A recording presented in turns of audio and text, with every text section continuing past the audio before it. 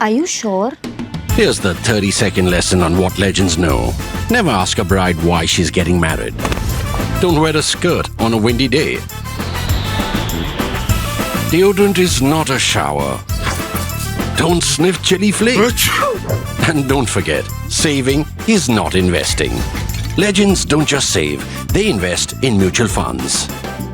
Mutual fund investments are subject to market risks. Read all scheme-related documents carefully. Hello and welcome to this episode of Macro Sutra. I'm TCA Sharad Raghavan, Deputy Editor at ThePrint. And this time we're going to be discussing the budget maths. The budget happened a few days ago and there were a lot of headlines about it, a lot of interviews. But the nitty-gritties of the actual numbers in the budget, that's what we're going to analyze. And to do that, we have with us Radhika Pandey, Associate Professor at NIPFP. Thank you so much, Radhika, for joining us. Thank you, Sharad. But before we start, I had an appeal to make before you, which is please do subscribe to ThePrint. We have reporters from all over the country on the ground bringing you stories that nobody else does. It helps us get experts to analyze the news for you. But all of this comes with a cost. So please do subscribe. And apart from helping us do what we do best, it also gets you several benefits, such as it gets you exclusive invitations to our subscriber-only webinars. It allows us to feature your opinions as articles on ThePrint in our Your Turn section. And you get newsletters straight to your inbox from our editors, where they highlight the main news of the day. So please do subscribe. Don't miss out on this chance. Thank you so much. And now, Radhika, coming to the budget, how does this budget's projections, it comes after the elections, how do they vary from the interim budget projections, which were before the elections? Yeah. So after the elections, if we see there are two most important changes. One is that the revenue expenditure has increased as compared to the interim budget. So while the capex has been kept same, which is 11.11 lakh crore, the revenue expenditure has increased by 55,000 crore over the interim budget estimate. So we know that the government got the RBI dividend more than anticipated. So there is an additional fiscal space of around rupees 1.5 lakh crore. And we discussed that earlier, that what the government would do, would it focus more on fiscal consolidation or boosting spending? Or a balance? Or a combination or a balance. And we see that the government has tried to strike a balance here. And, it's the tilt is more towards, accelerating the path of fiscal consolidation. So we see that of the additional RBI dividend, around 55,000 crore has been used to step up revenue expenditure, and the rest has been used to reduce the deficit. So that's the combination. And if you look at the revenue expenditure, the additional 55,000 crore, a part of it is going on the employment incentive scheme that was announced in the budget. A part of it is going on the PM Awas Yojana, because there the allocation has increased as compared to the interim budget. And then there are few other increase, and there is also there's going to be financial assistance for Bihar and Andhra Pradesh and a few more states. So on the expenditure side, we see that has been an increase of 55,000 crore on revenue expenditure, but capital expenditure has been kept same. Now on the revenue side, the gross tax revenue is broadly same, because what we saw from interim budget to the full year budget, that capital gains tax has been reduced, whereas capital gains tax has been increased, whereas income tax has been reduced. The slabs have been rationalized. Yes.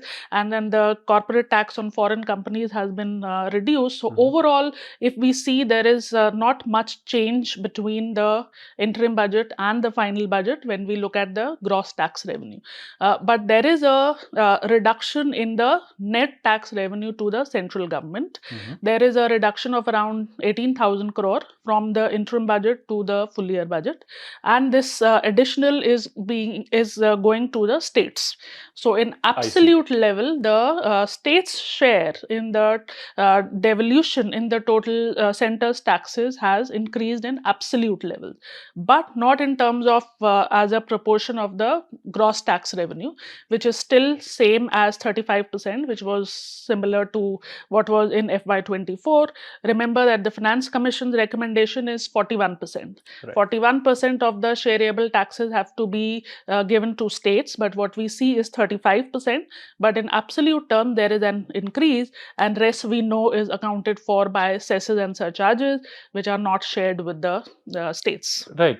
So now, sticking to the tax projections that they have for the year, by how much are income tax and corporate tax collections expected to increase by, and are these realistic? Yeah, so now when we are talking about realistic, let's talk in terms of, comparing with FY24. Right. That is the last year, and because we have the benefit of the provisional actual numbers, because this time around the government has also released the provisional actual, so we don't need to compare with the revised estimates, which is one way of doing, but a better way of doing is to compare with the provisional actuals, which are one step closer to the final number. Final numbers, yeah. Though they are unaudited, but they are closer to the actual numbers. So when we look at that from the tax side, when we see the gross tax revenue, the gross tax revenue is likely to increase by 10.8%, which is similar to what was projected in FY24. The same growth rate has been maintained. The net tax revenue is likely to increase by 11%.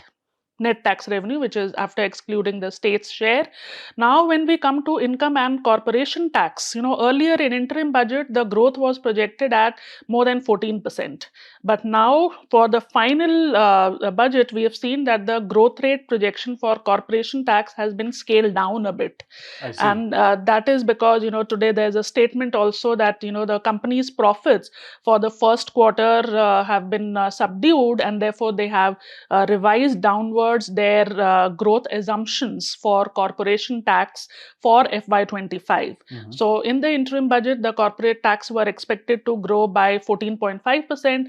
Now they are expected to grow by 12.8%.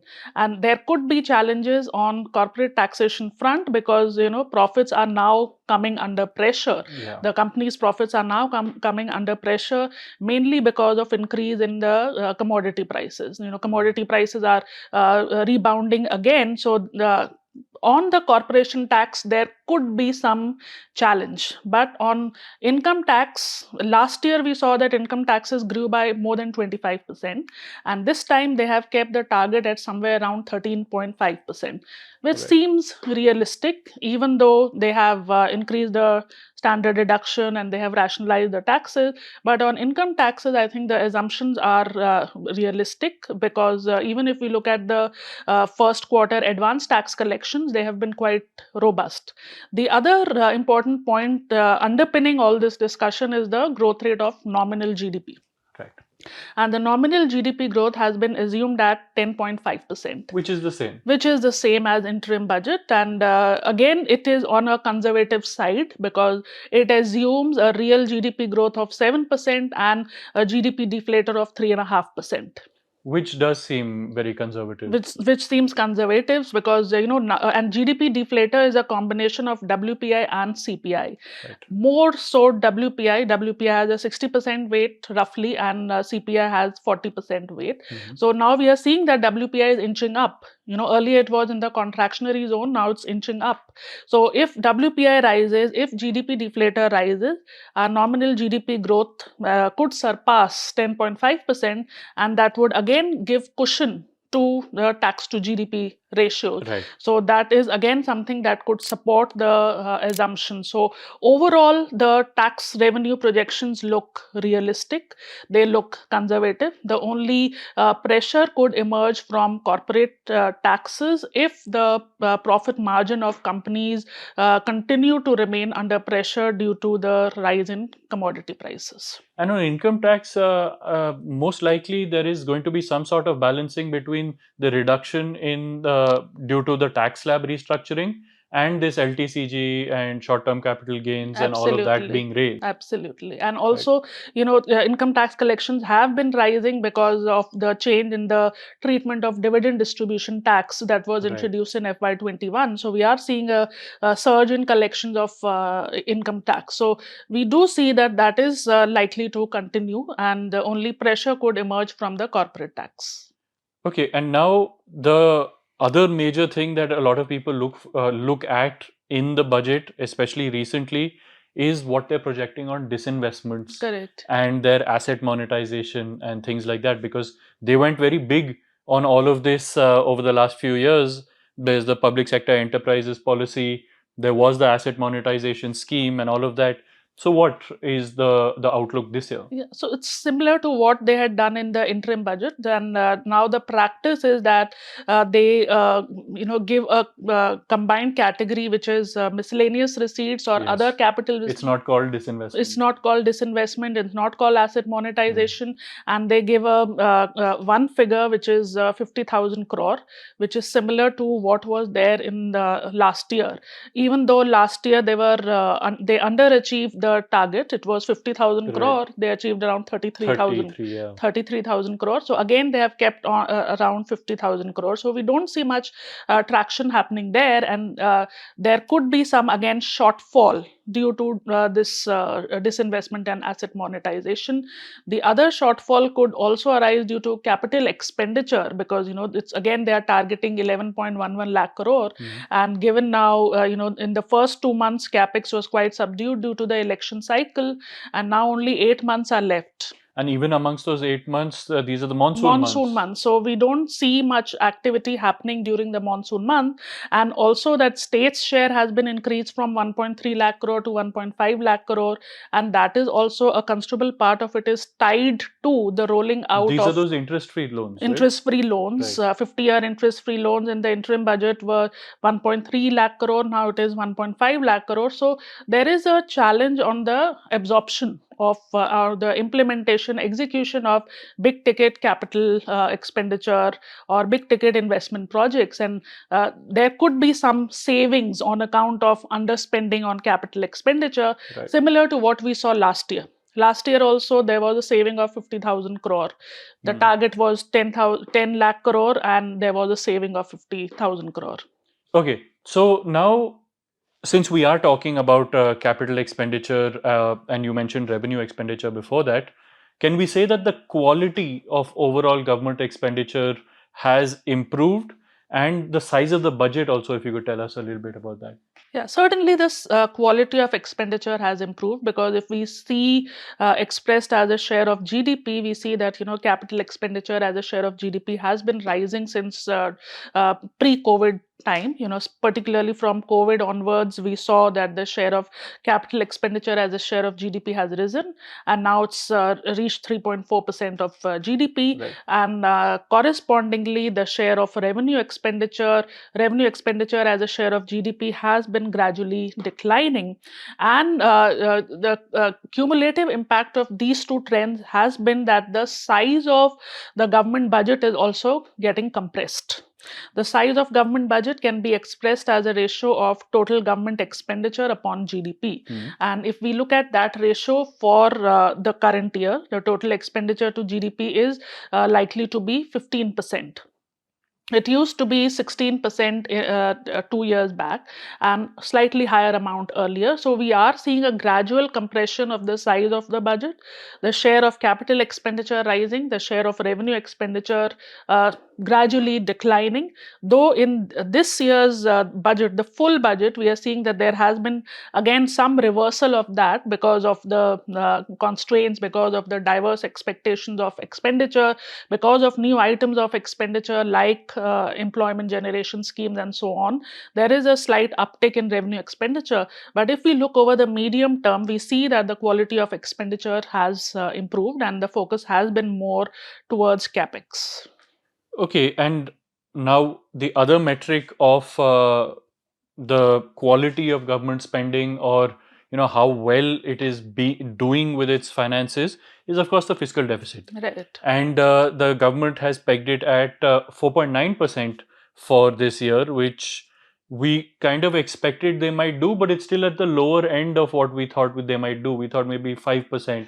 Yes, They would- so because we were expecting a greater chunk would be towards boosting spending, Right. but here what we are seeing is that while there has been an increase in revenue expenditure, but greater focus has been on accelerating the path of fiscal consolidation, so that next year, when they might not get the benefit of higher dividend, reducing the fiscal deficit to 4.5% is not much of a problem for them, because Right. FY26 fiscal deficit target is 4.5%. So that's why they have tried to accelerate the path of fiscal consolidation from 5.1%, which was earlier envisaged in the interim budget, to 4.9% of GDP. And there also, the borrowing have also been lowered by 12,000 crore through the issuance of dated securities. And what they have done very interestingly is that they have cut their reliance on short-term borrowing. Right. And which is, if we have to place it in the larger context, where we talked about inclusion of government bonds and what all sorts of implications could arise due to that. And we saw that there was an influx of foreign funds, and RBI did intervene through the sale of bonds. So that was putting an upward pressure on yields, and therefore what government has done is that it has cut its reliance on short-term borrowing, which would have the which would have the consequence of reducing the yields. Right. So that is one important thing. And the other is that they have reduced their reliance on short-term borrowings. So overall market borrowing, there is not much of a reduction through government securities. Reduction is happening on T-bills and on the small saving instruments. Right. So now, since we are talking about borrowing and debt, the government has indicated both in interviews and in the budget itself that the focus is shifting from targeting a particular fiscal deficit number, say for example 3% as is mandated by law. They're now focusing more on bringing the debt to GDP ratio down. Right. Could you tell us a little bit more about this? Yeah, so if we go back to 2018, when the NK Singh committee gave its recommendations on the new FRBM architecture, there also the FRBM was amended to introduce debt to GDP ratio as an anchor for fiscal policy, because Right. prior to that, the only targets were in terms of the deficits: fiscal deficit, revenue deficit, effective revenue deficit, and so on.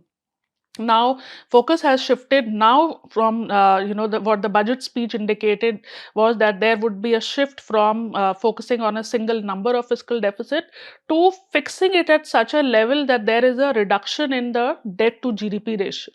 Now debt to GDP ratio is a stock, it's an outstanding stock. Right. And that requires that you have to bring down the ratio either through increasing in GDP or through reduction in borrowing.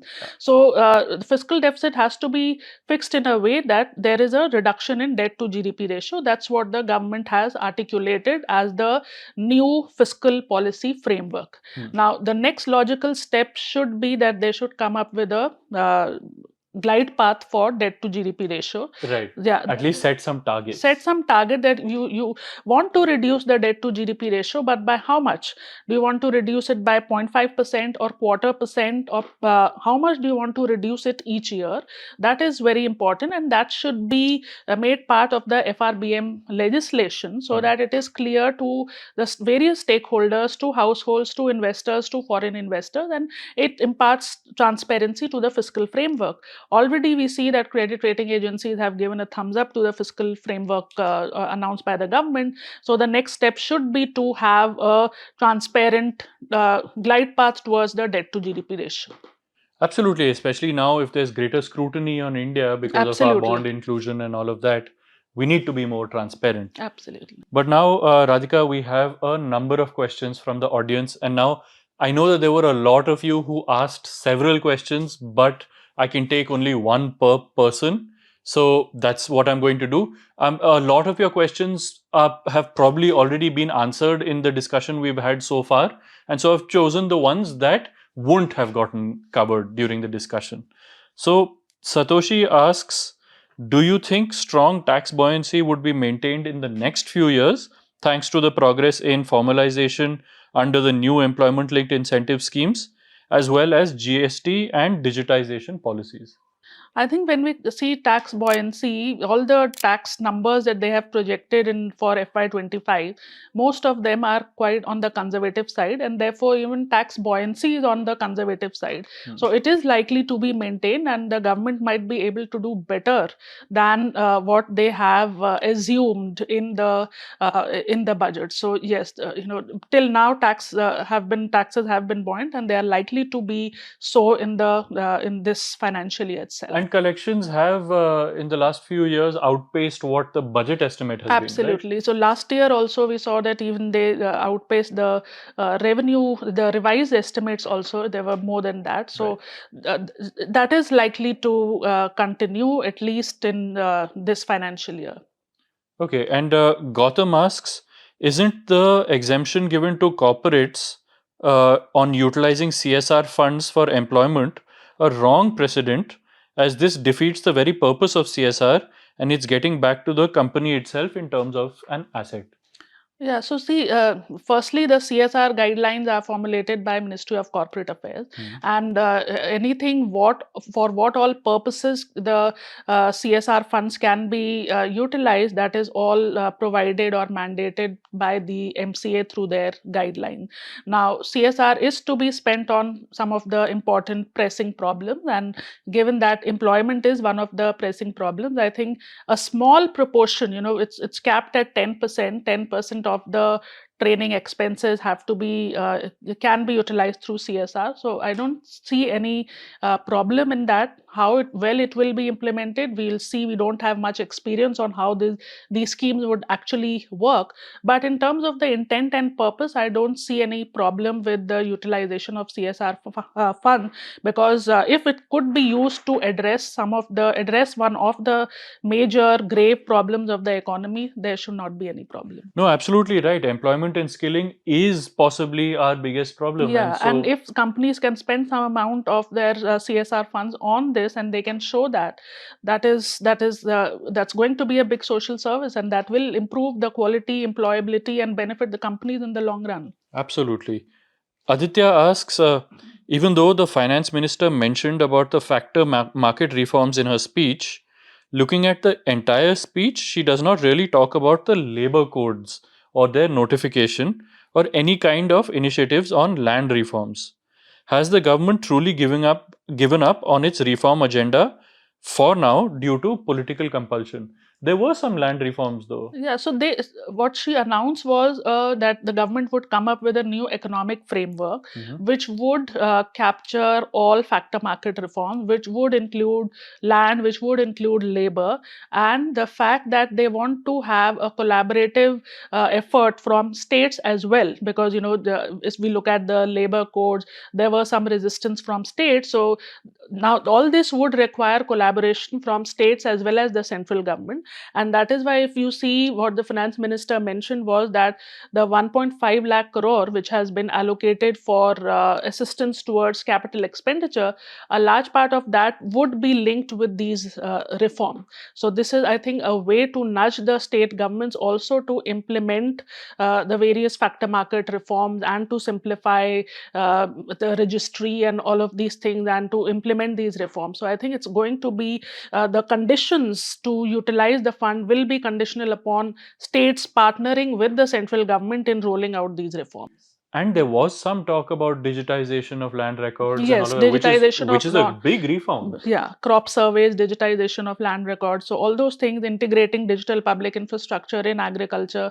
So those reforms were there, and they are likely to be taken forward as part of the, their vision towards Viksit Bharat, which would have a new economic framework, rationalization of FDI laws, overseas investments. All these were part of that. So everything cannot be rolled out as part of the budget speech, but the government has articulated its intent, and they want states also to be equal partners towards that, and to nudge them. They will be some part of that 1.5 lakh crore loan would be tied to the implementation of these reforms. Right.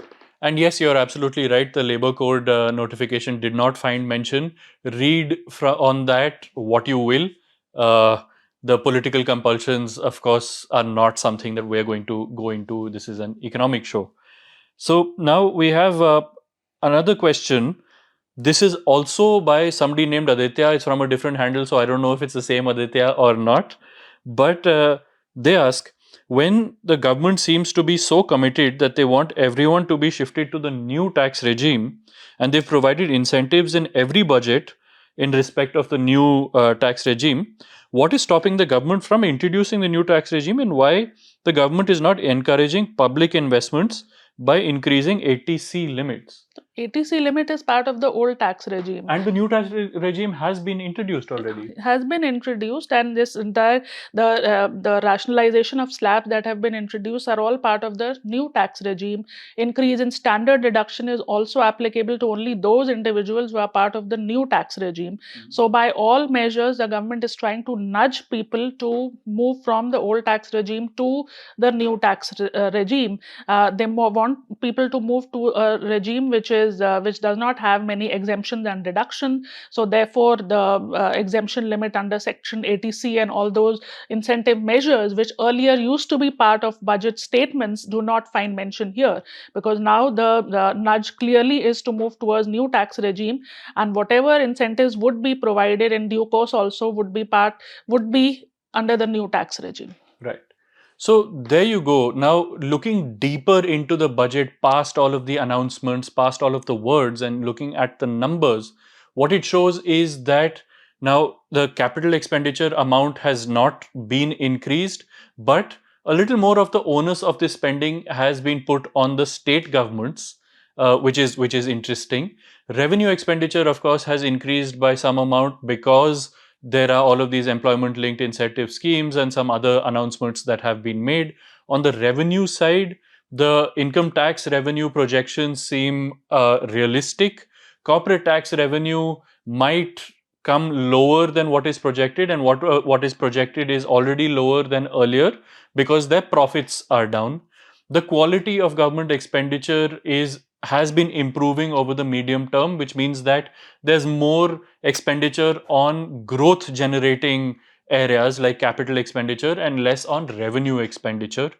And the fiscal deficit has come at 4.9%, which again seems like a realistic number. I think the projection is 4.9%, which seems realistic, and they're on track for 4.5% in the next year. And the focus seems to be shifting towards bringing the debt to GDP level down.